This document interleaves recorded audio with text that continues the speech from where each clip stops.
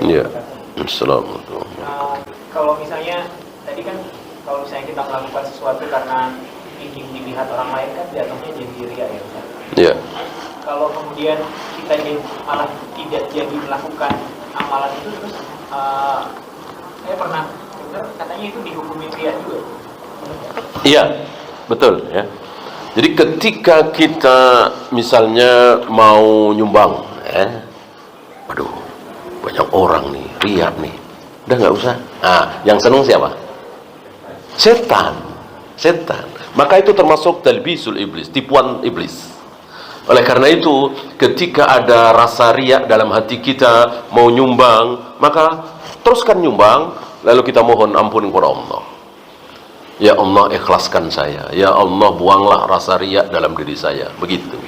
Jangan membatalkan amal karena takut riak. Bolehkah kita puasa Arafah mengikuti Saudi, tapi sholat Id mengikuti pemerintah Indonesia? Ya seperti tadi ya, Rasul dan para sahabat sehari setelah puasa Arafah pasti sholat Id. Pasti sholat Id. Kecuali nggak ada atau dilarang ya. Saya kira pemerintah kita dari puluhan tahun yang lalu nggak pernah melarang. Ada jamaah nadir itu Idul Fitri 4 hari sebelum pemerintah dibiarin aja. Ya, pemerintah alhamdulillah, pemerintah kita dalam hal ini nggak ikut campur ya. Mau bid'ah, mau sunnah, mau syirik, mau tauhid, nggak ikut campur. Ya. Kalau ikut campur kadang-kadang kita kerepotan. Ya. Nah, ini salah satu nikmat kita punya pemerintah nggak peduli sama agama. Ya. Jadi kita mengamalkan yang sesuai keyakinan kita bebas. Gitu ya. Coba kalau pemerintah itu peduli, seperti Malaysia, Singapura itu kan peduli itu. Maka betul-betul diawasi, khutbah-khutbah Jumat saja diatur, harus setor tulisan dulu. Alhamdulillah kita tidak. Sempat ada wacana, alhamdulillah cuma wacana. Nah, maka kita pergunakan kesempatan ini. Mumpung pemerintah kita membebaskan sebebas-bebasnya, ngapain kita takut? Orang bebas kok. Iya kan? Mengatakan ini syirik, ini bid'ah. Jangan takut. Pemerintah nggak ngapain, ya. Yang marah paling sebelah, ya kan? Nah, ini syirik, ini bid'ah. Lebih ringan kalau sebelah. Kalau pemerintah berat. Berhadapan dengan pemerintah berat. Tidak, Yahya bin Ma'in, Ali bin Madini itu sampai dibela-belain bohong secara tauriah kan? Karena berhadapan dengan pemerintah yang terkena syubhat. Khalifah Al-Ma'mun yang betul-betul mengatur. Alhamdulillah pemerintah kita tidak mengatur. Bebas sebebas-bebasnya. Bolehkah mengadakan kajian sunnah di hotel mewah, dan kalau ingin mengikutinya harus mendaftar tapi gratis karena khawatir tidak kebagian tempat? Kalau gratis mungkin ya. Kalau gratis mungkin. Kalau berbayar kan Nabi saja sudah di.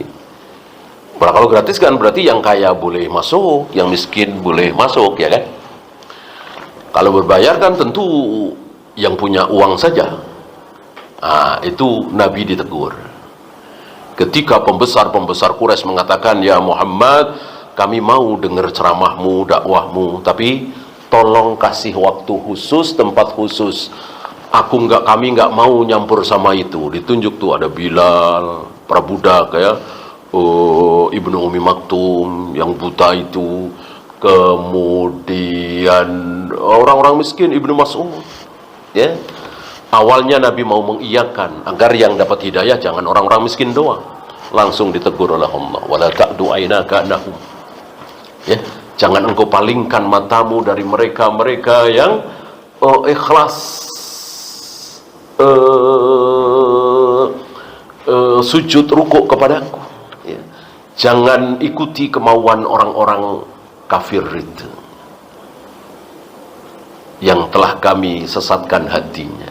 Nah, Nabi dilarang memberikan tempat khusus, waktu khusus untuk para pembesar Quraisy.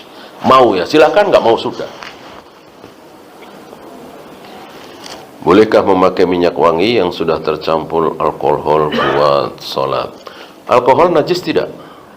Insya Allah tidak najis ya. Insya Allah tidak najis. Tentu haram dimakan, diminum, tapi tidak najis. Nah, karena tidak najis ya nggak masalah. Yang masalah kalau najis menempel di badan kita, baju kita, sarung kita, tentu tidak sah buat sholat.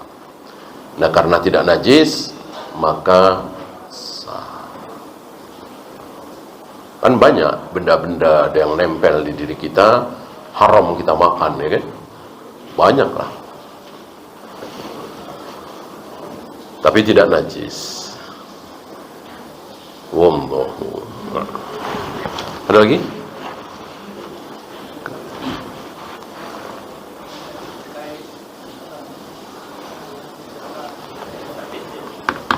Ya.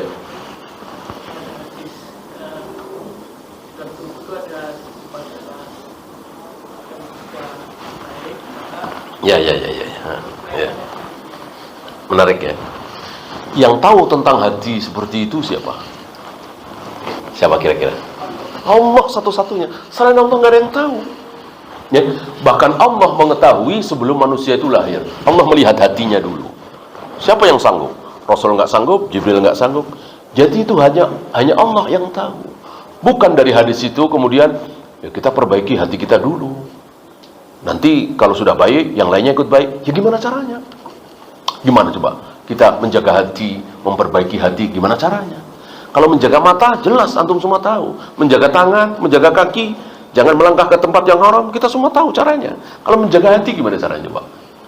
Ya, justru menjaga hati dengan cara menjaga mata seperti tadi. Kalau ingin hati kita tenang, mata jangan jelalatan, mata yang kita jaga. Gitu ya. Kalau kita ingin mudah bersyukur, mata jangan jelalatan.